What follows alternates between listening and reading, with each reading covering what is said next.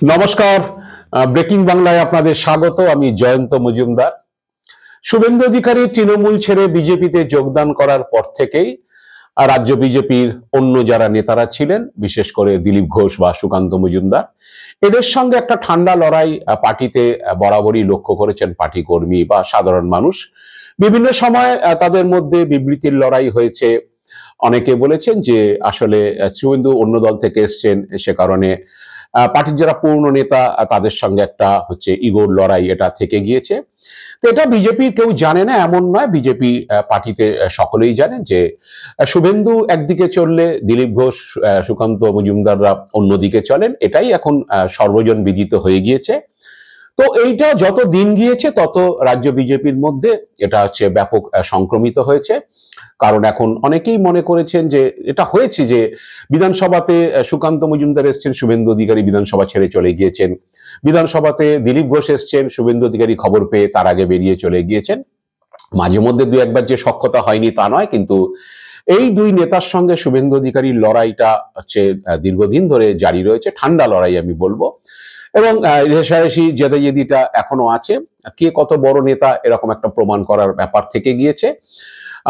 আদি নেতাদের একটা ধারণা রয়েছে যে তারাই বিজেপিটাকে রাজ্যে দাঁড় করিয়েছেন, পরবর্তীকালে শুভেন্দু এসছেন। আবার শুভেন্দু মনে করেন যে তিনি রাজ্য বিজেপির মধ্যে প্রধান মুখ এবং তিনি সবচেয়ে জনপ্রিয় নেতা এবং তিনি সবচেয়ে বড় সংগঠক, এইরকম একটা ধারণা নিয়ে চলছে। গত বছর লোকসভা ভোটের সময় থেকে এইটা আরো বৃদ্ধি পেয়েছে, বিশেষ করে দিলীপ ঘোষের আসন পরিবর্তন, সেখানে তার আসনে অগ্নিমিত্র পালকে দাঁড় করানো, এইসব বিষয়টা থেকে লোকসভা ভোটের সময় থেকে এই রেষারেষিটা আরো বেড়েছে।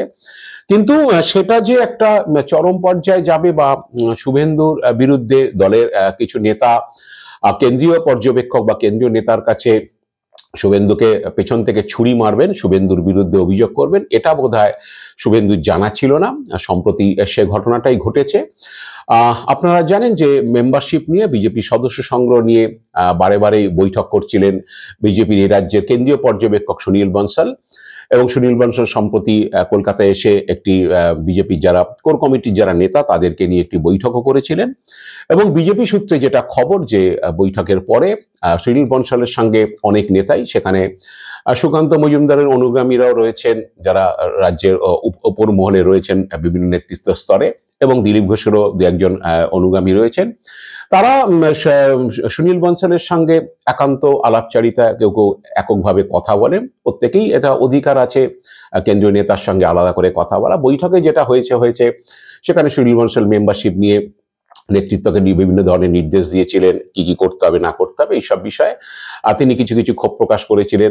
সবই হয়েছে, কিন্তু বৈঠকের পরে সুনীল বনসালের সঙ্গে কিছু নেতা, বেশিরভাগই সুকান্ত মজুমদার, যেটা জানা যাচ্ছে বিজেপি সূত্রে বা শোনা যাচ্ছে, এবং দিলীপ ঘোষ অনুগামী, তারা সুনীল বনসালের সঙ্গে এককভাবে তারা কথা বলেন।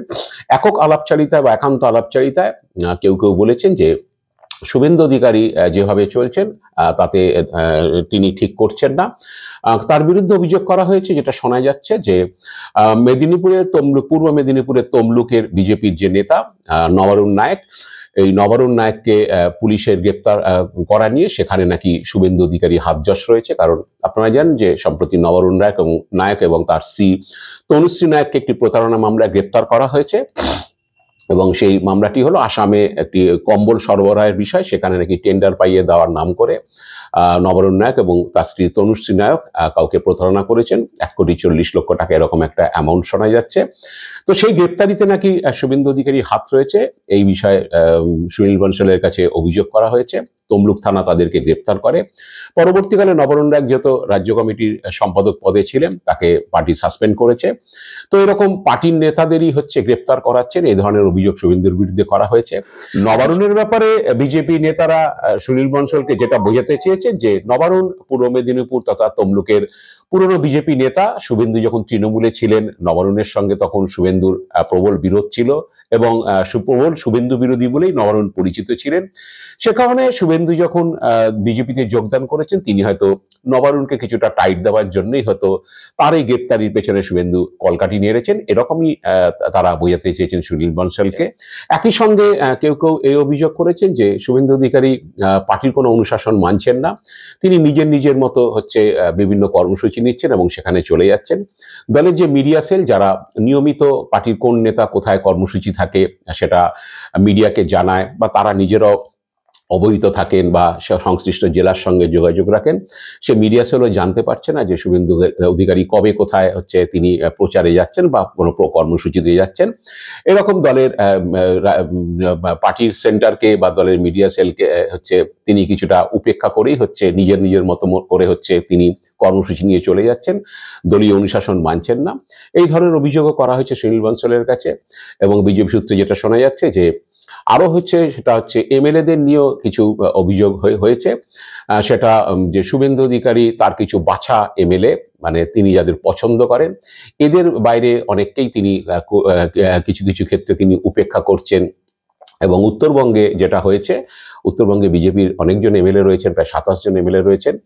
তো সেখানে যে মনোজ টিগ্গা সাংসদ হয়ে যাওয়ার পরে সেখানে উত্তরবঙ্গে শিলিগুড়ির এমএলএ শঙ্কর ঘোষকে শুভেন্দু অধিকারী চিফ হুইপ করেছেন। মানে চিফ হুইপ মানে তারই প্রস্তাব ছিল, দলে পরিষদীয় দল সেটাকে মেনে নিয়ে তাকে চিফ হুইপ করা হচ্ছে। তার ফলে উত্তরবঙ্গে বেশ কিছু বিধায়ক এবং তাদের অভিযোগ যে শুভেন্দু তাদের সঙ্গে সেইভাবে হচ্ছে কথাবার্তা বলেন না বা সেইভাবে কোঅপারেট করেন না। এবং শঙ্কর ঘোষ দল বদলু যেহেতু সিপিএম থেকে তিনি এসছেন, তো সেই নিয়ে শঙ্কর ঘোষকে নিয়েও বিভিন্ন ধরনের অভিযোগ রয়েছে। এমনকি বেশ কিছু এমএলএর অভিযোগ রয়েছে যে শুভেন্দু তাদের সঙ্গে কোঅপারেট করেন না বা তাদের খুব একটা পাত্তা দেন না, কারণ শঙ্কর ঘোষ, অগ্নিমিত্রা পাল এদেরকে নিয়ে শুভেন্দু বেশি ব্যস্ত থাকেন এরকম বাছা কিছু লোককে নিয়ে। তো এই ধরনের অভিযোগ করার পরে যেটা শোনা যাচ্ছে যে শুভেন্দু নাকি জানতে পেরেছেন বিষয়টা এবং জানার পরে তিনি নাকি ঘনিষ্ঠ মহলে কিছুটা মনমরা রয়েছেন। কারণ এখন যেটা শোনা যাচ্ছে যে শুভেন্দু অধিকারী অনেকে বলেছেন যে তিনি অন্য দল থেকে এসছেন, তার হওয়ার সম্ভাবনা নেই, তার বিরুদ্ধে মামলা রয়েছে সিবিআই এর। কিন্তু যেহেতু খুব শীঘ্রই বিজেপি রাজ্য সভাপতির নাম ঘোষণা হবে, সেক্ষেত্রে সেই দৌড়ে শুভেন্দুর নামও রয়েছে বলে অনেকেই জানাই যাচ্ছেন। একেবারে বাতিল হয়ে গেছে তা নয়, শেষ পর্যন্ত যদি অমিত শাহ শুভেন্দুর পক্ষে দাঁড়িয়ে যান সেক্ষেত্রে তিনি হতেও পারেন। কিন্তু কেন্দ্রীয় পর্যবেক্ষকের কাছে এই ধরনের তার বিরুদ্ধে অভিযোগ হওয়াতে শুভেন্দু কিছুটা হচ্ছে থমকে গিয়েছেন এবং দলের নেতারা এইভাবে পিছন থেকে তাকে ছড়িয়ে মারবেন তিনি হয়তো বুঝতে পারেননি। এবং হচ্ছে যেটা জানা যাচ্ছে যে যেহেতু সুনীল বনসালের কাছে অভিযোগ হয়েছে, সুনীল বনসালের কাছে অভিযোগ হওয়া খুবই গুরুতর ব্যাপার, কারণ সুনীল বনসাল এ রাজ্যের পর্যবেক্ষক, কিন্তু কেন্দ্রীয় বিজেপির যে রাজনীতিতে সুনীল বনসালের যথেষ্ট প্রভাব রয়েছে। তিনি উত্তরপ্রদেশে বিজেপিকে বা যোগী আদিত্যনাথকে সরকারে আনার ব্যাপার তার একটা বড় ভূমিকা রয়েছে। উড়িষ্যার পর্যবেক্ষক হিসাবে গত বছর উড়িষ্যাতে বিজেপি সরকার গঠন হয়েছে এবং সর্বভারতীয় সভাপতির যে নাম নিয়ে আলোচনা হচ্ছে সেই 3-4 জন নামের মধ্যে সেখানেও সুনীল বনসালের নাম রয়েছে, তিনি যথেষ্ট প্রভাবশালী।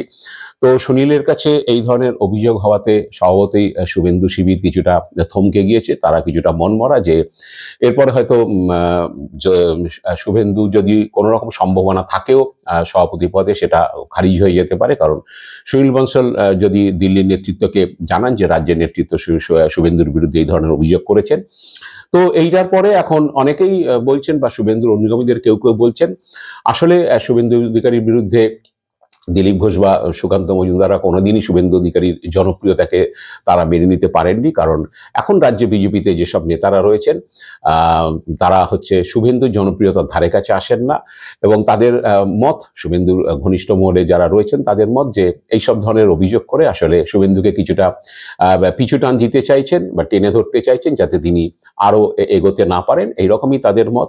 এবং তারা বলছেন যে সব অভিযোগ করা হয়েছে সেসব অভিযোগ সবগুলো বা সবটা ঠিক নয়, এই ধরনের কথাবার্তা বলছে। এবং তাদের মত যে শুভেন্দু জনপ্রিয় নেতা, শুভেন্দু ভালো সংগঠক, তিনি দীর্ঘদিন ধরে রাজনীতি করছেন, বর্তমানে যারা বিজেপির রাজ্য স্তরের নেতারা রয়েছেন তাদের থেকে রাজনৈতিক অভিজ্ঞতা তার অনেক বেশি, সেই কারণে হয়তো তাকে টেনে নামানোর জন্য এই ধরনের অভিযোগ করা হয়েছে। কিন্তু শুভেন্দু অধিকারী যে অবস্থাতেই থাকুন, তিনি বিরোধী দলের নেতা রয়েছেন, তিনি তার মতো কাজ চালিয়ে যাবেন এবং বিজেপিকে এখনো পর্যন্ত টেনে তোলার মতো বা রাজ্য বিজেপিতে যারা রয়েছেন তাদের মধ্যে সবচেয়ে জনপ্রিয় এবং জননেতা বলে তারা মনে করেন শুভেন্দু অধিকারীকে অন্য নেতাদের তুলনায়। এবং যে তারা এও মনে করছেন যে শুভেন্দু বিরুদ্ধে অভিযোগ হলো কেন্দ্রীয় নেতৃত্ব যদি মনে করে তাকে যথেষ্ট গুরুত্ব তারা দেবে। কিন্তু শেষ পর্যন্ত বিজেপির যে দলীয় কাঠামো সেখানে দাঁড়িয়ে বলা যায় যে যদি এই ধরনের সিরিয়াস অভিযোগ এবং রাজ্য স্তরের নেতারা যদি কোনো কেন্দ্রীয় পর্যবেক্ষকে করেন সেক্ষেত্রে চট করে সেটা উড়িয়ে দেওয়া যায় না, কারণ অনেকেই ইমেলে বা চিঠি দিয়ে কেন্দ্রীয় সভাপতি বা সর্বভারতীয় সভাপতি নাড্ডার কাছে অভিযোগ করেন, কিন্তু সেগুলো এরকম অভিযোগ সারা দেশ থেকে ভুরি ভুরি যায় দিল্লিতে বিজেপির সভাপতির দপ্তরে। কিন্তু এখানে যেহেতু একজন কেন্দ্রীয় পর্যবেক্ষক এবং প্রভাবশালী নেতা সুনীল বনসাল, তার কাছে রাজ্য নেতারা সরাসরি এই অভিযোগ করেছেন, তাই আগামী দিনে শুভেন্দুর ক্ষেত্রে কিছুটা অসুবিধা হতেই পারে। এখন দেখা যাক যে শেষ পর্যন্ত কেন্দ্রীয় নেতারা আগামী দিনে সভাপতি নির্বাচনে কার নাম স্থির করেন, বা শুভেন্দুর আগামী রাজনৈতিক ভবিষ্যৎ বা শুভেন্দুর আগামী দিনে যেভাবে তিনি এখন চলছেন, যেভাবে রাজ্য বিজেপিতে তিনি কাজকারবার চালাচ্ছেন, সেখানে তাকে কিছু আবার সতর্ক করা হয় কিনা, সেই জন্য রাজ্য বিজেপির কর্মী নেতারা বা যারা জানেন বিষয়টা তারাও অপেক্ষা করে রয়েছেন। এবং আমরাও দেখবো যে আগামী দিনে বিজেপির কেন্দ্রীয় নেতৃত্ব শুভেন্দুর রাশটা টানেন কিনা, নাকি শুভেন্দু যেমনভাবে রাজনীতি করছেন বাংলায় বিজেপির হয়ে তেমনভাবেই তিনি চালিয়ে যান, তেমনভাবে ব্যাট চালান। তো এটার জন্য আমাদের অপেক্ষা করতে হবে আগামী দিন শুভেন্দু কি পদক্ষেপ করে। আজ এ পর্যন্তই। আপনারা ভালো থাকবেন, সুস্থ থাকবেন। নমস্কার।